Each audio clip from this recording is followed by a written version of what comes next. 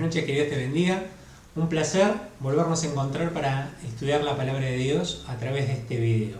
En esta oportunidad vamos a tratar un tema de un pasaje que está en Segunda Reyes, capítulo 14. Venimos barriendo el libro de Segunda Reyes y como te contaba en algún video anterior, ahora viene una sucesión de muchos reyes, tanto de Israel como de Judá, que se van sucediendo uno a otro y se va contando brevemente algunas cuestiones importantes de su reinado. Para esta altura ya muere el profeta Eliseo. El profeta Eliseo está a punto de morir, relata el capítulo 13, y antes de morir se encuentra con el rey de Israel y le profetiza que Siria va a venir a querer conquistar Israel, pero que finalmente el rey lo va a vencer en 3 oportunidades y así termina el libro, el capítulo 13 de Segunda Reyes, donde el rey finalmente puede recuperar algunas de las tierras que el rey de Siria le había arrebatado. De manera paralela, en el reinado del sur, ahí en Judá, en Jerusalén, hay un rey que se llama Amasías. Es un rey que acaba de ser nombrado rey. La palabra de Dios dice que es un rey justo, que ha hecho las cosas de acuerdo a lo que Dios dice. De hecho, hay un relato sobre cómo había manejado la situación con respecto a la ley de Dios y que Dios estaba agradado con eso, pero vuelve a insistir la Biblia en el que, a pesar de que había hecho lo que Dios decía, no había sacado los lugares altos donde se adoraban a otros dioses en Jerusalén, y esto por supuesto desagradaba al Señor. Y vamos a ver que a pesar de ser un rey que la Biblia lo llama justo, Amasías, tiene un acto de soberbia, y es lo que quiero conversar hoy entre todos nosotros. Hoy vamos a hablar de la soberbia. ¿Qué le sucede a este rey? El rey tiene una batalla para recuperar una ciudad que se llama Edom, los edonitas, así lo llama la Biblia, y los vence a 10.000 edonitas, y se le sube un poco la efervescencia a la cabeza y decide hacerle guerra a Israel. Es decir, que Judea, el reino del sur, planea tener una guerra con sus hermanos, ¿no? Y vamos a ver esta situación y cómo termina esta situación. Finalmente hay una batalla, el rey de Israel le dice: no hace falta que peleemos, no hagas esto porque va a terminar mal. Finalmente este rey Amasías es vencido por Joás, el rey de Israel, y Joás inclusive llega hasta Jerusalén y derriba una parte importante del muro y saquea la ciudad, y es una situación bastante, digamos, una guerra civil, ¿sí?, entre hermanos. Así que vamos a leer lo que dice la palabra de Dios y después te vas a dar cuenta que hablamos de un acto soberbio y vamos a hablar algunas reflexiones sobre la soberbia que me parece que podrían llegar a ser interesantes para nuestra vida en el día a día. Dice capítulo 14 de Segunda Reyes, versículo 7: Amasías derrotó a 10.000 edonitas en el valle de la Sal. También conquistó la ciudad de Selá y le puso por nombre Joctel, que es como se conoce hasta el día de hoy. Por aquel tiempo, Amasías envió mensajes a Joás, hijo de Joacás y nieto de Jebú, rey de Israel, con este reto: sal para que nos enfrentemos. Y bueno, y después sucede todo lo que te acabo de contar, pero acá hay un acto de soberbia.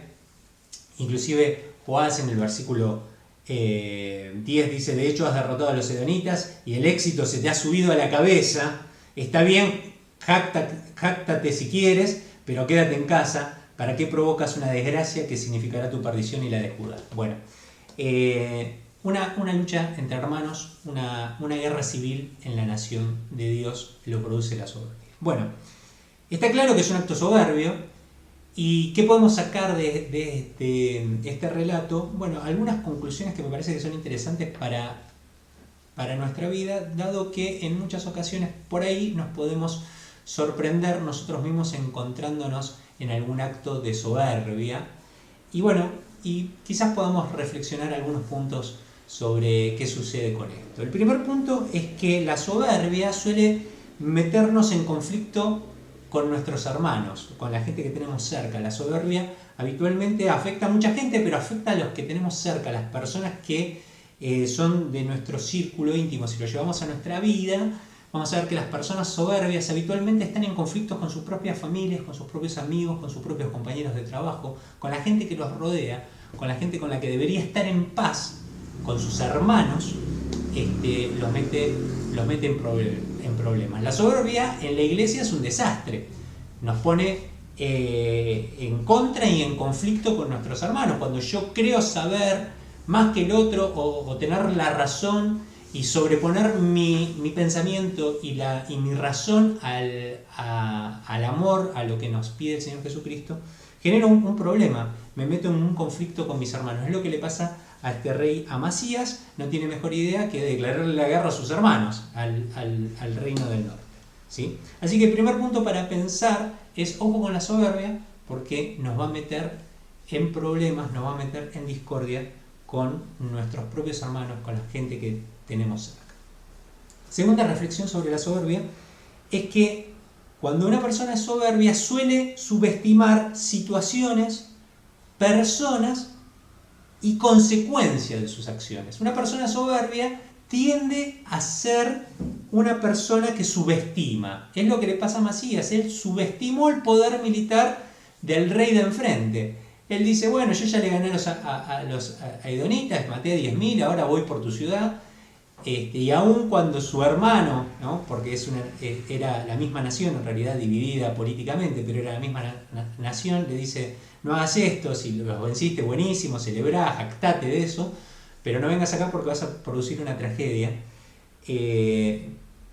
Ananías no tiene en cuenta el poder militar que tiene Joás y finalmente lo pierde la batalla, ¿no? Entonces, una cosa que es interesante es que habitualmente la soberbia nos hace subestimar las situaciones, nos metemos en peligros que si fuésemos prudentes no nos meteríamos, nos hace subestimar a las personas, ¿sí? Creemos que estamos por encima de personas y a veces nos perdemos de una buena amistad, nos perdemos de una buena hermandad, nos perdemos de una buena relación familiar por ser soberbios.